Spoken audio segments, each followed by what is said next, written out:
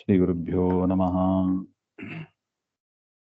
जयत्यजो क्षीणसुखात्मबिम्बः स्वैश्वर्यकान्तिप्रततः सदोदितः स्वभक्तसन्तापदुरिष्टहन्ता रामावतारो हरिरीशचन्द्रमाः तपस्वाध्यायनिरतं तपस्वी वाग्विदाम्बरं नारदं परिपप्रच्छ वाल्मीकिर्मुनिपुङ्गवम्. ಶ್ರೀಗುರುಭ್ಯೋ ನಮಃ. ವಾಲ್ಮೀಕಿ ರಾಮಾಯಣ ಬಾಲಕಾಂಡ 5ನೇ ಸರ್ಗದಲ್ಲಿ 11ನೇ ಶ್ಲೋಕ. ಅಯೋಧ್ಯ ಪಟ್ಟಣದ ವರ್ಣನೆಯನ್ನ ಮಾಡ್ತಾ ಇದ್ದಾರೆ. ಸೂತಮಾಗದ ಸಂಬಾಧಾಂ ಶ್ರೀಮತೀಂ ಅತುಲ ಪ್ರಭಾಂ ಉಚ್ಚಾಟಲ ಧ್ವಜಪತೀಂ ಶತಗ್ನಿ ಶತಸಂಕುಲ. ಹಾಗೆ ಅಲ್ಲಿ ಸೂತ ಮಾಗದ ಬಂದಿಗಳು ಅಂತ ಇರ್ತಾರೆ. ಅವರೆಲ್ಲ ದೇವರನ್ನ ಅಂದ್ರೆ ರಾಜನನ್ನ ಗಾನ ಮಾಡತಕ್ಕವರು.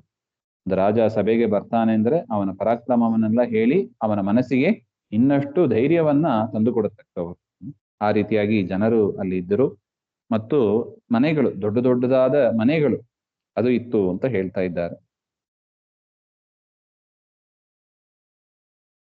ಇನ್ನು ವಧೂ ನಾಟಕ ಸಂಘೇಶ ಸಂಯುಕ್ತಾಂ ಸರ್ವತಃ ಪುರೀಂ ಉದ್ಯಾನಾಮ್ರ ವನೋಪೇತಾಂ ಮಹತೀಂ ಸಾಲಮೇಖಲಾಂ.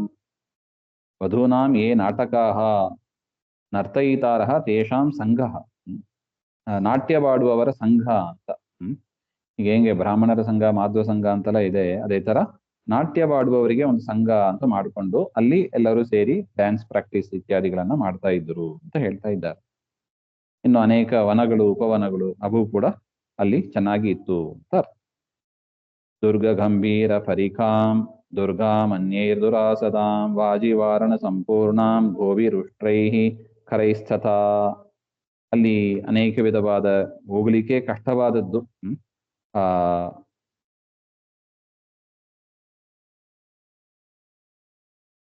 ವಾಜಿ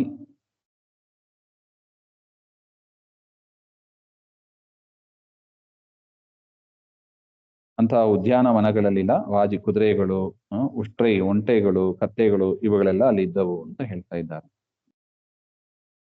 ಇನ್ನು ಸಾಮಂತರಾಜ ಸಂಘೈಶ್ಚ ಬಲಿಕರ್ಮಭಿರಾವೃತಾಂ ನಾನಾ ದೇಶ ನಿವಾಸೈಶ್ಚ ಮಣಿಗ್ಭಿಃ ಉಪಶೋಭಿತಾಂ. ಅಲ್ಲಲ್ಲಿ ಸಾಮಂತರಾಜರು, ದಶರಥ ಅಂದ್ರೆ ಚಕ್ರವರ್ತಿ, ಇಡೀ ಭೂಮಿಯನ್ನ ಪರಿಪಾಲನೆ ಮಾಡಿದವರು. ಅವರಿಗೆ ಸಾಮಂತರಾಜರು ಅಂತ ಕರೀತಾರೆ. ಅಂದ್ರೆ ಸಣ್ಣ ಸಣ್ಣ ಪ್ರದೇಶದ ರಾಜರು. ಅವರೆಲ್ಲ ಒಂದು ಕಪ್ಪ ಕಾಣಿಕೆಗಳನ್ನೆಲ್ಲ ಕೊಡ್ತಾ ಇದ್ರು ಅಂತ ಹೇಳ್ತಾ ಇದ್ದಾರೆ. ಮತ್ತೆ ವ್ಯಾಪಾರ ಮಾಡುವವರು, ವಣಿಜರು, ಅವರು ಕೂಡ ಅಲ್ಲಿಗೆ ಬಂದು ತಮ್ಮ ಕೆಲಸಗಳನ್ನು ಮಾಡ್ತಾ ಇದ್ರು. ಪ್ರಾಸಾದೈಃ ರತ್ನ ವಿಕೃತೈಃ ಪರ್ವತೈರುಪಶೋಭಿತಾಂ ಕೂಟಾಗಾರೈಶ್ಚ ಸಂಪೂರ್ಣಾಂ ಇಂದ್ರಸ್ಯ ಇವ ಅಮರಾವತೀಂ. ಅದು ಹೇಗಿತ್ತಂದ್ರೆ ದೇವೇಂದ್ರನ ಪಟ್ಟಣದಂತೆ ಅಮರಾವತಿ ಪಟ್ಟಣ, ಇಂದ್ರದೇವರು ಸ್ವರ್ಗಲೋಕದಲ್ಲಿ ಇರತಕ್ಕದ್ದು. ಇಂದ್ರದೇವರ ಅಮರಾವತಿ ಪಟ್ಟಣದಂತೆ ಅಯೋಧ್ಯ ಪಟ್ಟಣ ಇತ್ತು ಅಂತ. ಅನೇಕ ಎತ್ತರವಾದ ಕಟ್ಟಡಗಳು, ರತ್ನಗಳಿಂದ ಶೋಭಾಯಮಾನವಾಗಿ ಕಟ್ಟಡಗಳು ಇತ್ತು ಅಂತ. ಒಟ್ಟು ಅಮರಾವತಿಯಂತೆ ಇತ್ತು ಅಂತ. ಚಿತ್ರಾಂ ಅಷ್ಟಾಪದಾಕಾರಾಂ ವರನಾರಿ ಗಣೈರ್ಯುತಾಂ ಸರ್ವರತ್ನ ಸಮಾಕೀರ್ಣ ವಿಮಾನ ಗೃಹಶೋಭಿತಾಂ.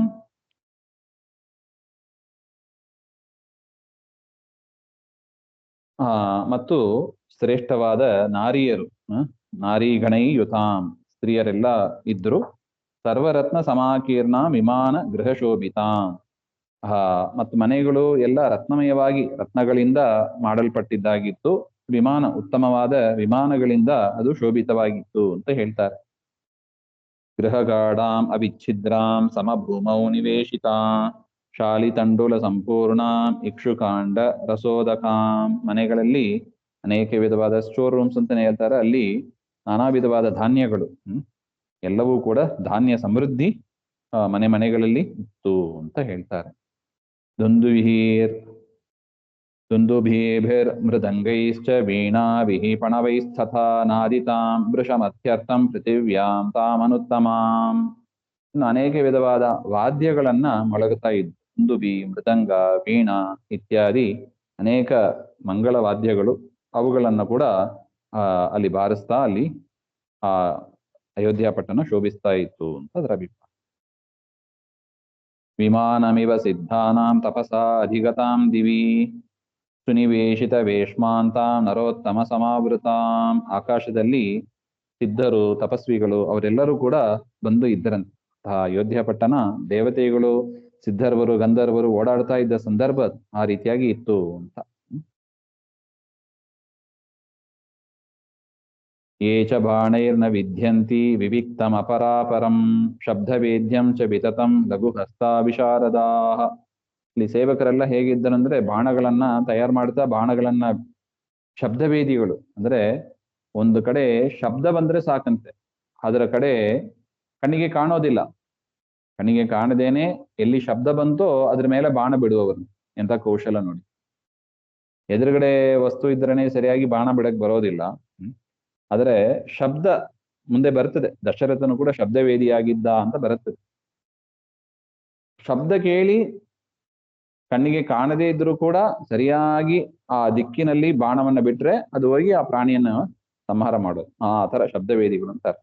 ಅದನ್ನೆಲ್ಲ ಬಲ್ಲವರಾಗಿ ಅನೇಕ ಸೈನಿಕರು ಅಲ್ಲಿಗೆ ವಾಸ ಮಾಡಿಕೊಂಡು ಇದ್ರು ಅಂತ ಹೇಳ್ತಾರೆ. ಸಿಂಹವ್ಯಾಘ್ರ ವರಾಹಾನಾಂ ಮತ್ತಾನಾಂ ನರ್ದನಾಂ ವನೆ ಹಂತಾರೋ ನಿಶಿತೈ ಶಸ್ತ್ರೈ ಬಲ ಬಾಹುರ್ಬಲೈರಪಿ. ಸಿಂಹ ವ್ಯಾಘ್ರ ವರಾಹ ಇವುಗಳನ್ನೆಲ್ಲ ಸಂಹಾರ ಮಾಡತಕ್ಕ ವನಪ್ರಾಣಿಗಳು, ಅವುಗಳನ್ನೆಲ್ಲ ಸಂಹಾರ ಮಾಡತಕ್ಕವರಾಗಿ ಅನೇಕ ವೀರರು ಅಲ್ಲಿ ಇದ್ರು. ತಾದೃಶಾನಾಂ ಸಹಸ್ರೈಃ ತಾಮಭಿಪೂರ್ಣಾಂ ಮಹಾರಥೈಃ ಪುರೀಂ ಆವಾಸಯಾಮಾಸ ರಾಜ ದಶರಥಸ್ತದಾ. ಅಂಥ ಒಂದು ಅದ್ಭುತವಾದ ಸಾವಿರಾರು ಮಹಾರಥಿಕರು ಅವರಿಂದ ತುಂಬಿದವಾದ ಆ ಪಟ್ಟಣ ಅಯೋಧ್ಯ ಪಟ್ಟಣ, ಅಲ್ಲಿ ದಶರಥ ಎನ್ನುವ ರಾಜ ಇದ್ದ. ಹಾಗೆ ನೋಡಿ, ಅಯೋಧ್ಯ ಪಟ್ಟಣವನ್ನ ವರ್ಣನೆ ಮಾಡಿ ಅಂಥ ಒಂದು ಅಯೋಧ್ಯ ಪಟ್ಟಣದಲ್ಲಿ ದಶರಥ ರಾಜನಾಗಿದ್ದ ಅಂತ ಹೇಳ್ತಾ ಇದ್ದ. ತಾಮಗ್ನಿಮದ್ಭಿರ್ ಗುಣವದ್ಭಿರಾವೃತಾಂ ದ್ವಿಜೋತ್ತಮೈರ್ವೇದ ಷಡಂಗಪಾರಗೈಃ ಸಹಸ್ರತೈ ಸತ್ಯಪರೈರ್ಮಹಾತ್ಮಭಿಃ ಮಹರ್ಷಿ ಕಲ್ಪೈರ್ ಋಷಿಭಿಶ್ಚ ಕೇವಲೈಃ. ಅಗ್ನಿಮದ್ಭಿಃ ಗುಣವದ್ಭಿಃ ಆವೃತಾಂ. ಅಂಥ ದಶರಥನನ್ನ ಸುತ್ತಮುತ್ತ ಜನ ಹೇಗಿದ್ದರು ಹಾಗೆ ನೋಡಿ. ಇದು ಇನ್ನೊಂದು ಪರೀಕ್ಷೆ. ಆ ವ್ಯಕ್ತಿ ಚೆನ್ನಾಗಿದ್ದಾನೋ ಇಲ್ಲವೋ, ಒಳ್ಳೆ ವ್ಯಕ್ತಿಯೋ ಇಲ್ಲವೋ ಹಾಗೆಂಬ ಅದನ್ನ ಅವರ ಸುತ್ತಮುತ್ತ ಇರುವ ಜನರನ್ನ ನೋಡಿ ನಾವು ತಿಳಿಯಬಹುದು. ದಶರಥನ ಸುತ್ತ ಯಾರಿದ್ರು ಹಾಗೆ ಅಂದ್ರೆ ಆ ಅಗ್ನಿಮದ್ಭಿಹಿ ಗುಣವದ್ಭಿಹಿ, ಅಗ್ನಿಯಂತೆ ಪ್ರಕಾಶಮಾನವಾಗಿ ಇರುವವರು, ಗುಣಗಳಿಂದ ತುಂಬಿದವರು ಅಂಥ ಜನರು. ದ್ವಿಜೋತ್ತಮೈಹಿ, ಶ್ರೇಷ್ಠ ಬ್ರಾಹ್ಮಣರು ತುಂಬಿದ್ದರಂತೆ. ಎಂಥ ಬ್ರಾಹ್ಮಣರು? ವೇದ ಷಡಂಗ ಪಾರಗೈಹಿ, ವೇದಾಂಗ ಇವುಗಳನ್ನೆಲ್ಲ ಅರಿತ ಪಂಡಿತರು ಅವರ ಸುತ್ತ, ದಶರಥನ ಸುತ್ತ ಇದ್ರು. ಹಾಗೆ ಸಹಸ್ರದೈಹಿ, ಒಬ್ಬರಿಬ್ರು ಇಲ್ಲ, ಸಾವಿರಾರು ಜನ ಇದ್ದರಂತೆ. ಸತ್ಯರಥೈಹಿ, ಸತ್ಯದಲ್ಲಿ ಆಸಕ್ತರಾದವರು ಅಂತವರು ಜನ ಇದ್ದರು. ಮಹಾತ್ಮಭಿಹಿ ಮಹರ್ಷಿ ಕಲ್ಪೈಹಿ ಋಷಿಭಿಹಿ, ಅನೇಕ ಋಷಿಗಳು. ಆ ಅಯೋಧ್ಯ ಪಟ್ಟಣದ ಋಷಿಗಳು ಅಂದ್ರೆ ಏನೋ ಸಾಮಾನ್ಯ ಋಷಿಗಳು ಅಂತ ತಿಳ್ಕೊಂಡ್ಬಿಡ್ಬಾರ್ದು. ಅವರೆಲ್ಲ ಮಹರ್ಷಿ ಕಲ್ಪರು ಅಂತ ಬರೀತಾರೆ. ಋಷಿಗಳು ಅವರಿಗಿಂತ ದೊಡ್ಡವರು ಮಹರ್ಷಿಗಳು, ಶ್ರೇಷ್ಠವಾದ ಋಷಿಗಳು, ಒಳ್ಳೆ ಜ್ಞಾನಿಗಳು ಅಂತ. ಸೊ ಅಯೋಧ್ಯ ಪಟ್ಟಣದಲ್ಲಿ ಋಷಿಗಳು ಅವ್ರು ಹೇಗಿದ್ರು? ಮಹರ್ಷಿಗಳಂತೆ ಶೋಭಿಸ್ತಾ ಇದ್ರು. ಅಷ್ಟು ಉತ್ತಮವಾದ ಜ್ಞಾನ, ತಪಸ್ಸು, ಶೌಚ ಎಲ್ಲ ಇತ್ತು. ಅಂತ ಋಷಿಗಳಿಂದ ಬ್ರಾಹ್ಮಣರಿಂದ ಸುತ್ತುವರಿಯಲ್ಪಟ್ಟವರಾಗಿ ದಶರಥ ಮಹಾರಾಜ ಆ ದೇಶವನ್ನ, ಇಡೀ ಭೂಮಂಡಲವನ್ನ ಚೆನ್ನಾಗಿ ರಾಜ್ಯಪಾಲನೆ ಮಾಡ್ತಾ ಇದ್ರು ಅಂತ ಒಟ್ಟು ಅಭಿಪ್ರಾಯ. ಇತ್ಯಾರ್ಷೆ ಶ್ರೀಮದ್ ರಾಮಾಯಣೆ ವಾಲ್ಮೀಕಿ ಆದಿಕಾವ್ಯೆ ಬಾಲಕಾಂಡೆ ಪಂಚಮ ಸರ್ಗ. ಇಲ್ಲಿಗೆ 5ನೇ ಸರ್ಗ ಮುಗಿತು. ಮುಂದಿನದ್ದು ಮತ್ತೆ ನೋಡೋಣ. ಶ್ರೀಮಧ್ವಾಂತರ್ಗತ ಶ್ರೀಕೃಷ್ಣ ಅರ್ಪಣಮಸ್ತು. ಶ್ರೀ ಹರೇ ನಮಃ.